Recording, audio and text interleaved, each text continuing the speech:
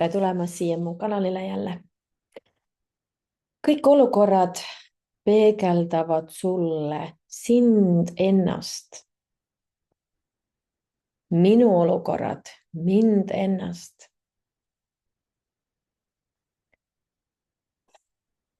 Sinu teha ei ole teisi muuta. Sinu teha ei ole see, et sa mõtled, et kuidas keegi sinu kohta mõtleb. Sest et siis on sul seal uskumus ja eeldus, et keegi mõtleb niimoodi. Et keegi mõtleb teatud moodi sinust. Et ma räägin samas ka iseendaga, nii nagu me esimeses videos või selles videos, mis natuke aega tagasi nüüd oli.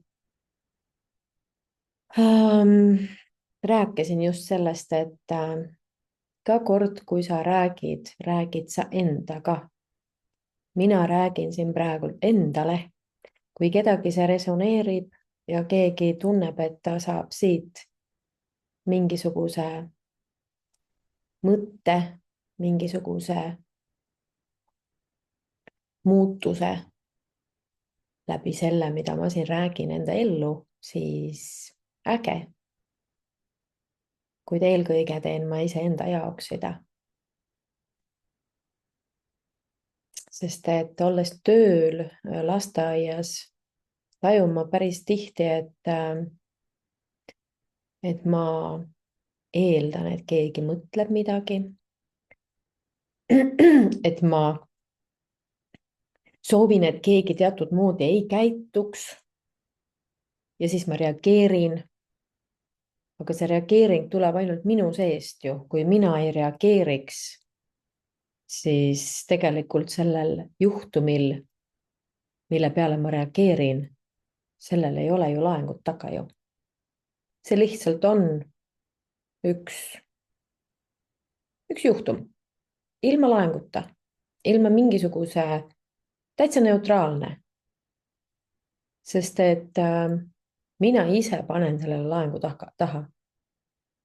Mina reageerin. Ja mina saan muuta ainult ennast. Ma ei saa muuta teist inimest või seda, kuidas keegi teine millelegi midagi teeb. Ma eeldan, et keegi teine teeb nii, nagu mina teen. Siis see on mina pean muutma ennast.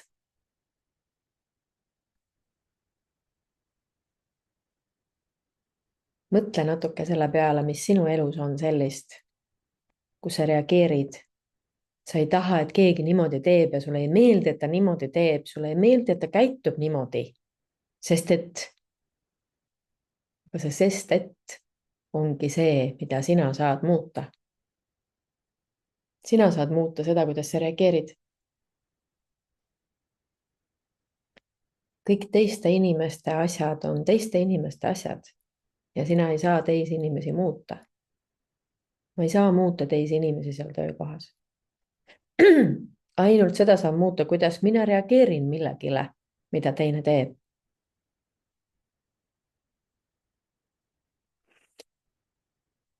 Näiteks ka see, et mul on uskumus,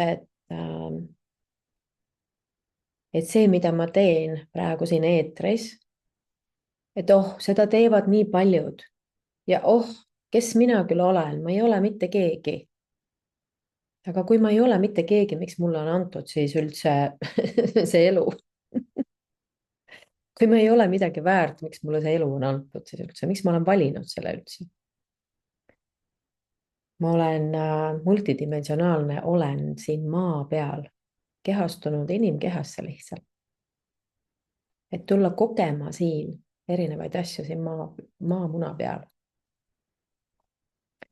Ja see, kes keegi usub mind, see, kas keegi kuulab mind, see, kas kedagi siia nagu kanalile üldse tuleb, see ei ole minu asi. Minu asi on teha seda, mida mulle meeldib teha. Ja mulle meeldib teha seda. Mulle meeldib seda teha. Mul hakkab jooksma kõik peas. Ma ei oska sulle nagu öelda seda ma ei seletada seda, see on selline, see on lihtsalt see, et kui keegi küsib mingi küsimuse ja tahab nagu avardada seda mingit kohta, kus ta oma elus on ja tahab näha seda teise vaatenurga alt, siis mul hakkab kohe jooksma peale mingisugust informatsiooni, mis lihtsalt tuleb. Ja ma võib-olla isegi ei mäleta, mida ma rääkisin pärast. Tihtipeale ma isegi ei mäleta. Et kuidas see asi jõuab sinnani, et inimene saab mingi teise vaatenurga ja nagu energeetiliselt nagu põhimõtteliselt nagu energia muutub täiega. Ja saab elus edasi minna teistmoodi, mitte olla kinni selles mingis teatud omas nagu piirangus. Näiteks see, kui ühe emaga, see ei olnud üldse tegelikult, see oli selge, et see oli nagu, me pidime kohtuma. Pärast hiljem saime me mõlemad teadlikuks sellest, et me pidime kohtuma teatud asja pärast. Sellepärast, et ema saaks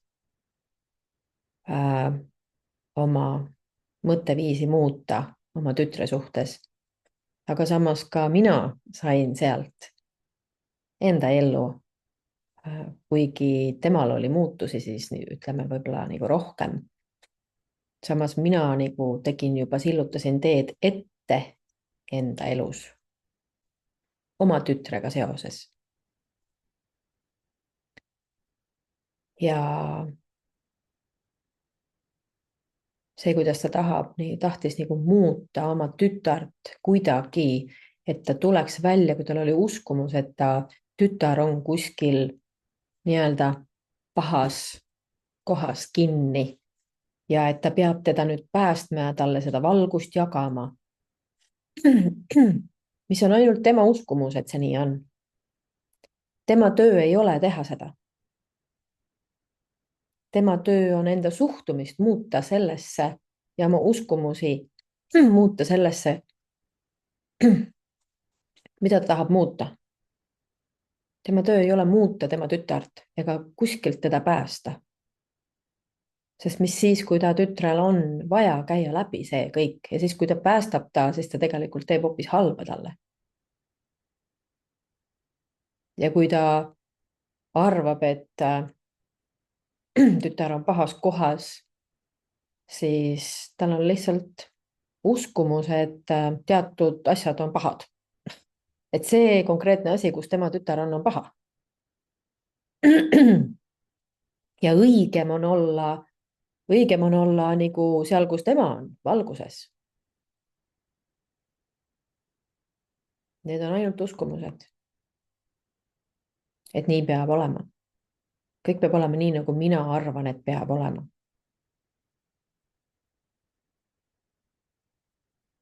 Ja kui ta muudab seda, et ta ei pea kedagi päästma, ta võib lihtsalt olla ema ja olla toeks sellel hetkel, kui tema juurde tullakse. Lihtsalt olla see avarus ja valgus ilma seda peale sundimata. Võtta vastu, mis iganes tuleb sellelt tütrelt ja kus iganes ta on. Lubada tal olla seal, kus ta on. Ja sellisele teadlikkusele ma tulin, et see mu seest tuli ja see oli selline hetk, kus ma ei mõelnud midagi, see ei olnud loogilisest meelest tulnud minu ajust, see tuli lihtsalt, see tuli teadlikkusest. See lihtsalt on nii. Nii et mis siin sinu jaoks võimalik on, kui sa küsid küsimuse siin video all? Sest et küsimuse küsimine avab kohe teadlikkuse ruumid. Teadlikkus hakkab peale jooksma kohe mulle. Muidugi lihtsam on seda teha siis, kui näeb inimest näost näkku või noh, nagu tunneb seda energiat ja kuidagi nagu see on nagu, tahan öelda soome keeles seda sõna, ei tule see sõna eesti keeles, produktiivsem ei tea, mis sõna see pole see pole üldse see energia, see on mingi teine energia.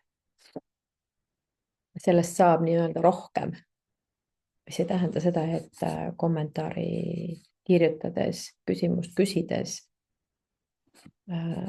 teadlikkus ei hakkaks nagu jooksma.